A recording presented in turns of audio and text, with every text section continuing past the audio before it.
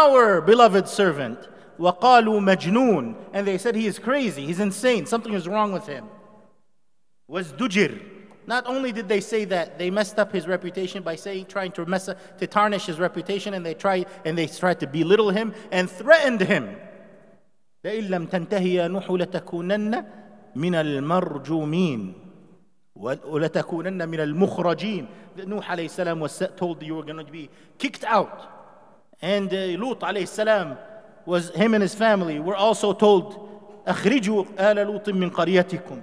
We're going to kick them out. لَإِن لَمْ تَنْتَهِي لَأَرْجُمَنَّكَ. Ibrahim alayhi salam was told, if you don't stop, I'm going to stone you to death, by his own father. So we find in this story and all of the stories of the righteous that Allah Almighty has given us as gems for us to uplift our spirit, to deal with the challenges of human beings, to know that you may be a good person in your core and only Allah knows that, but the blind around you may never see that.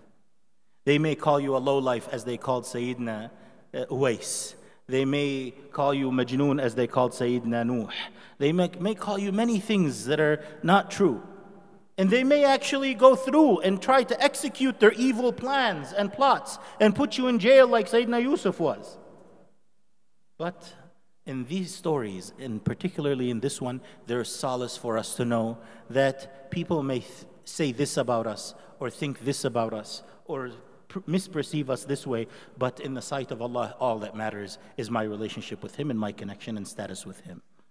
So be very careful and be extremely careful not to be like Uwais's cousin or Uwais's uncle, who basically would say terrible things about Uwais, and Uwais is free of all of that. We learn from this that righteous people don't claim to be righteous. And we learn from this that perhaps Uwais radiyallahu anhu wa an as-sahabati wa tabi'in ajma'in earned this status of, if he makes dua, Allah will answer it. And we saw that in his own leprosy. He made dua and Allah answered and gave him shifa without having all the most advanced medicine. Allah subhanahu wa ta'ala gave him shifa. I'm sure he used his means, but including dua. And perhaps he earned that status by being kind to his mother. Perhaps he earned that status, that nearness with Allah, that if he makes dua to Allah, Allah answers it, because he was kind to his mother. He served his elderly mother, his dependent mother.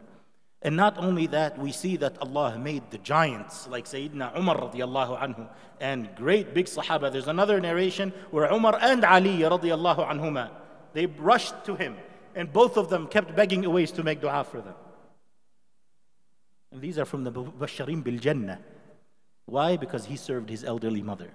Allah subhanahu wa ta'ala made him be mentioned in the tradition of Islam and the faith of Islam by the words of Rasulullah sallallahu alaihi wasallam.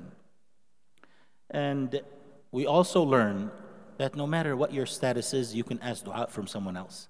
So we assume that Umar radiyallahu anhu and Ali radiyallahu anhu, these are great Sahaba, they're in status are huge in the sight of Allah subhanahu wa ta'ala by description of Rasulullah sallallahu alaihi wasallam in the Quran and so much more.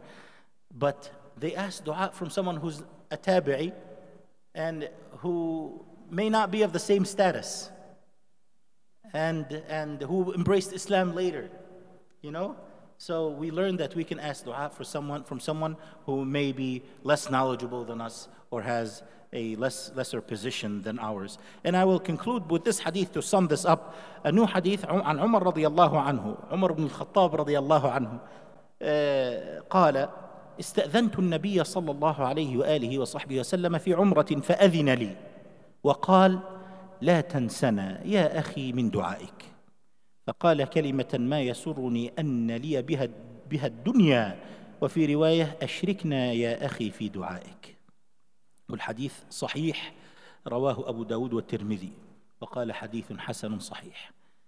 The Umar radiallahu anhu ardah, he says that one day I went to ask permission from Rasulullah sallallahu alaihi wasallam that I would like to go perform Umrah. And Rasulullah sallallahu alaihi wasallam said, he gave me permission to go, and he said, my dear brother, يا أخي لا تنسنا يا أخي. Don't forget to make dua for me, my brother.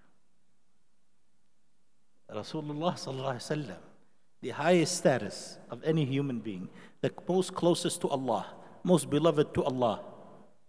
The Jannah will not be open until he enters. Rasulullah sallallahu alaihi wasallam asked Umar radiallahu anhu to make dua for him.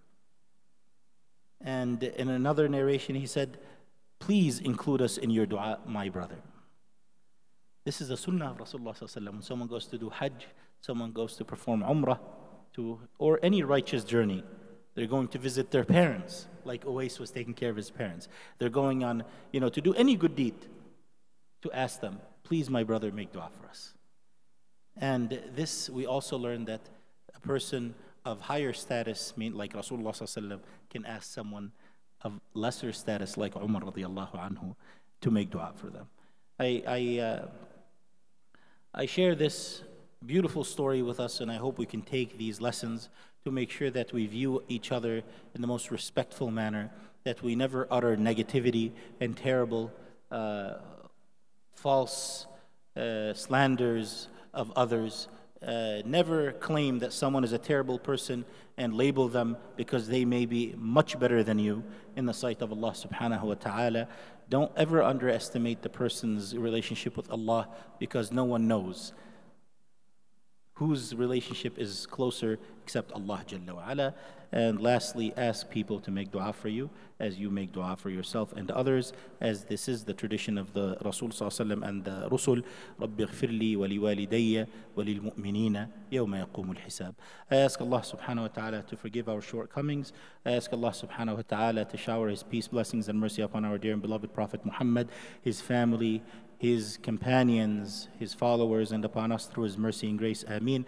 I ask Allah subhanahu wa ta'ala to make us gathered on the day of judgment and day of resurrection with Umar radiallahu anhu and Uwais radiallahu anhu and الصحابة الكرام radiallahu anhum ajma'een والتابعين الصالحين. I ask Allah subhanahu wa ta'ala to give shifa to those who are sick. Oh Allah, you have given shifa to Uwais. Oh Allah, you are the giver of all cures and shifa and healer. Oh Allah, heal all of us. Oh Allah, heal those who are sick. Oh Allah, heal those who are sick. Oh Allah, heal those who are sick. Oh Allah, help us see truth as truth and help us follow it. And oh Allah, help us see falsehood as falsehood and help us avoid it. Oh Allah, make those who are near and dear to you beloved to our hearts. And oh Allah, make what is disliked to you disliked to our hearts. Oh Allah, help us control what we say and do. And oh Allah, help us do what pleases you. Oh Allah, give us the best of this world and the best of the hereafter, and pardon all of us from the punishment of the hellfire. Oh Allah, help us be righteous children towards our parents. No Allah, help us be righteous parents towards our children. No Allah, help us be humble leaders and righteous leaders, Ya Rabbil Alameen. No Allah, guide us and protect us and watch over us after we depart. Oh Allah, give us the best of this world and the best of the hereafter, and pardon all of us and our parents and loved ones from the punishment of the hellfire, and protect us from all that is fitan and evil and harmful. وصل اللهم وسلم وبارك على نبينا وحبيبنا محمد وعلى آله وأصحابه أجمعين. جزاكم الله خيرا. والسلام عليكم ورحمة الله وبركاته.